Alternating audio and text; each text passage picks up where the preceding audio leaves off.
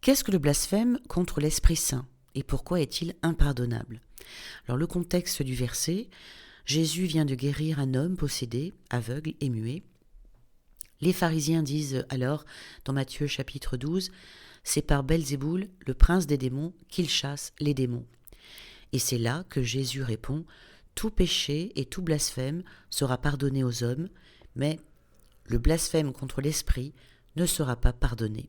Matthieu chapitre 12 donc. Il parle en réaction directe à ceux qui attribuent l'action de l'Esprit de Dieu à Satan.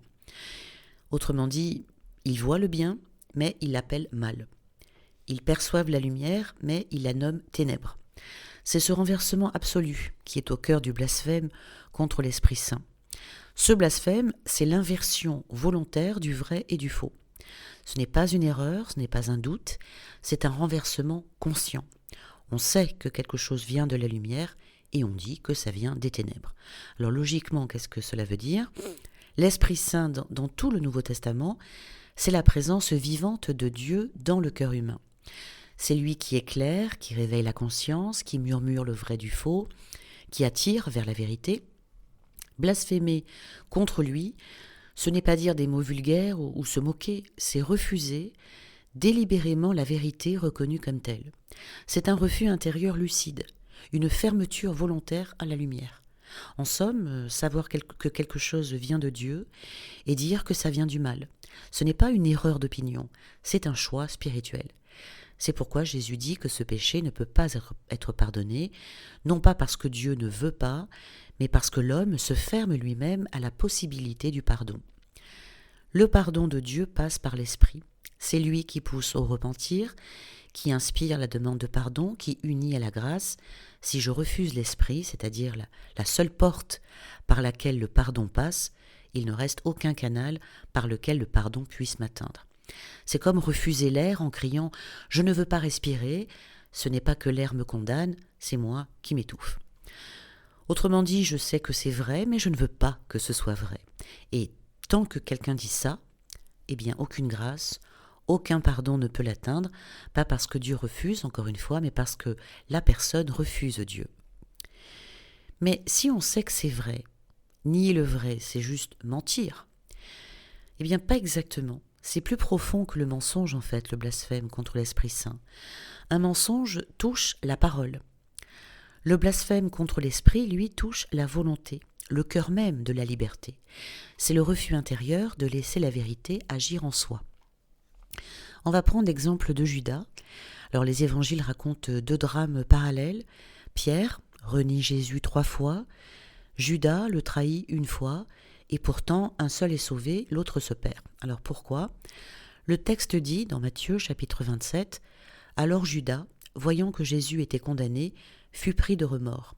Il rapporta les 30 pièces d'argent et alla se pendre. » C'est donc le seul apôtre qui exprime un remords explicite. Mais ce remords, contrairement à celui de Pierre, ne devient ni confiance ni retour. Il reste enfermé sur lui-même. Il se juge lui-même, se condamne lui-même, sans jamais se tourner vers Dieu. Judas ne pêche pas seulement en trahissant Jésus, il pêche une seconde fois, bien plus gravement, en désespérant du pardon. Son remords n'est pas une repentance ouverte à Dieu, mais un désespoir clos. J'ai péché, mais il est trop tard. Et c'est exactement ce que saint Augustin appelle le blasphème contre l'Esprit Saint, le refus du pardon lui-même, le rejet de la miséricorde. Pierre a pleuré et a attendu, Judas a pleuré et s'est pendu. Les deux ont trahi, un seul a espéré.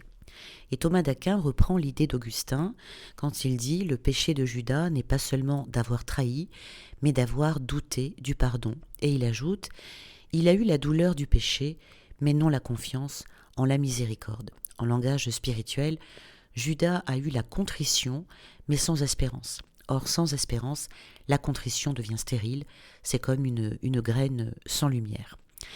Il y a quand même une nuance essentielle.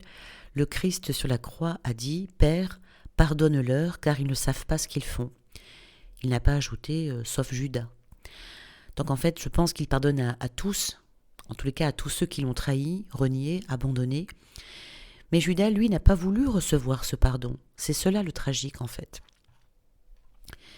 Le blasphème contre l'esprit n'est pas une erreur d'interprétation. Mais si je me trompe sincèrement, si je crois que quelque chose vient de Dieu alors que non, ou l'inverse, cela n'est pas un blasphème contre l'Esprit Saint. Jésus ne parle pas encore une fois d'un doute sincère, ni d'une prudence intellectuelle, mais d'un refus lucide. Les pharisiens ne se trompent pas par ignorance. Ils savent que Jésus agit pour le bien. Ils voient les signes. Ils comprennent la cohérence. Mais leur orgueil et leur jalousie les empêchent de l'admettre. Ils préfèrent délibérément dire « c'est le démon ». C'est donc un mensonge intérieur. Ils étouffent la vérité qu'ils perçoivent. Douter n'est pas blasphémer. Thomas dit « je veux voir pour croire » et Jésus ne le maudit pas, il lui montre. Le doute sincère, la prudence, la recherche honnête de la vérité font partie de la fidélité à l'Esprit. L'Esprit Saint, dans les évangiles, n'impose pas la lumière, il l'insuffle. Le vrai blasphème, c'est refuser cette lumière quand elle touche ta conscience, pas de la chercher bien sûr avec discernement. Alors comment reconnaître la vraie lumière ? Les évangiles donnent 3 critères fondamentaux.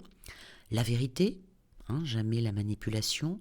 L'Esprit Saint est clair, il ne séduit pas. L'humilité, jamais l'orgueil. L'Esprit élève Dieu, pas celui qui agit. L'amour, concret, désintéressé, miséricordieux. L'Esprit Saint ne détruit pas, il guérit. Là où est l'Esprit du Seigneur, là est la liberté. Dans les Corinthiens, tout ce qui aliène, enchaîne, divise, impose la peur ou la culpabilité, même sous couvert de religion, ne vient pas de l'Esprit Saint. Mais en fait, les pharisiens, je me suis dit, ne savaient pas vraiment qui était Jésus. Ce que les évangiles montrent très clairement, c'est que les pharisiens et les chefs religieux refusent de croire que Jésus puisse venir de Dieu, non pas parce qu'ils savent qui il est, mais parce qu'ils ne veulent pas que ce soit vrai. Ils sont prisonniers de leur cadre religieux, de leur certitude.